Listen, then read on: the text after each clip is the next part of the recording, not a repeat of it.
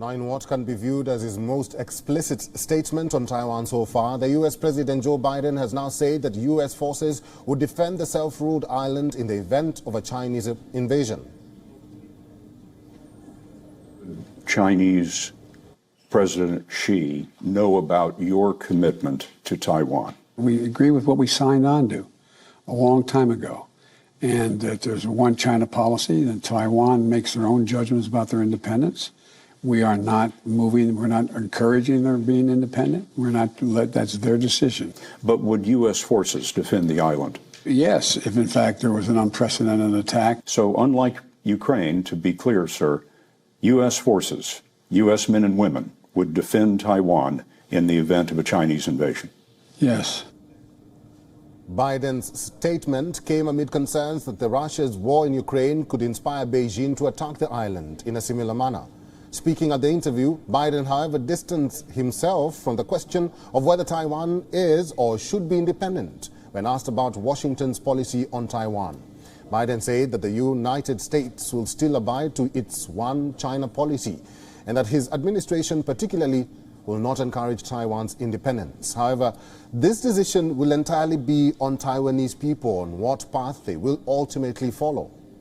When asked to comment about Biden's latest comment on Taiwan, the White House spokesperson said that U.S. policy towards Taiwan had not changed. Biden has made similar statements before, sparring an outrage in Beijing. In May, Biden said a yes when asked if the U.S. was prepared to become involved militarily in Taiwan. Everyone, that's the commitment we made. That's the commitment we made. We are not, look, here's the situation. We agree with a one China policy. We signed on to it and all the attendant agreements made from there.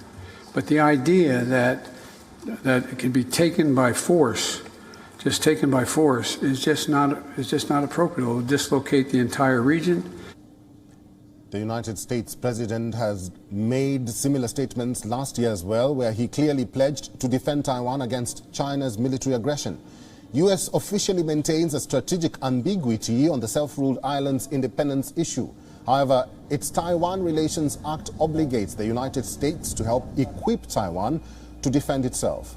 That's what happened earlier this month when the Biden administration announced another round of weapon sales to Taiwan worth some $1 billion US. The Senate Foreign Relations Committee also approved a bill last week to boost ties with Taiwan and give it more military hardware to deter Chinese invasion or aggression.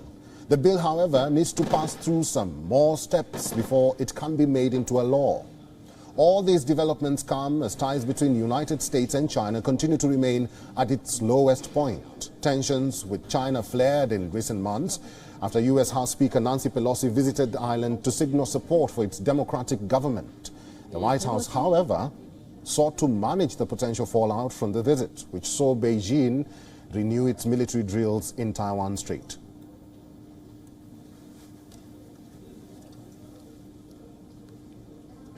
And for more on this situation, we have our correspondent Susan Tehrani joining us live from New York. Hi, Susan. What may have necessitated President Biden's strong statement on Taiwan? And obviously, it is meant for the Chinese. Won't this latest move or action by the president further heighten the, feud?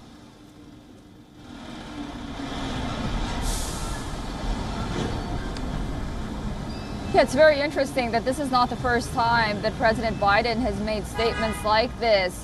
There's been numerous occasions where he's really implied that the United States would get involved militarily. Perhaps this was really the first time that he explicitly said that men and women troops will be deployed on the ground to defend Taiwan militarily against the Chinese invasion. And one has to wonder whether or not there is a plan to change U.S. policy, the one China policy, when it comes to China and Taiwan as well, despite the fact that the White House keeps walking back these statements from the commander-in-chief, the President of the United States.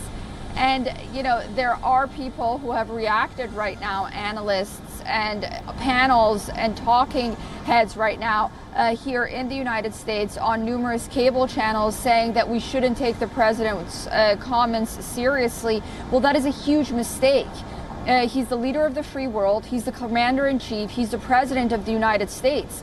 And he's not made this comment just once. If you remember the first time, it was brushed off as a quote-unquote gaffe. It's been numerous times in town halls, in international settings, overseas, this time in an interview, and he said it time and again. So there is something to be said about this, and one has to wonder whether or not the United States is moving towards changing its policy or not. And one time, about 10 months ago, his comments were backed by Lloyd Austin. Yes, it does make the situation a lot more tense, but for what it's worth on paper right now, the one China policy from the United States continues. But these comments, the difference right now comes after Nancy Pelosi also made that trip to Taiwan. So let's wait and see. Indeed, let's wait and see. Our correspondent live from New York, Susan Tehrani, thank you. WION is now available in your country. Download the app now and get all the news on the move.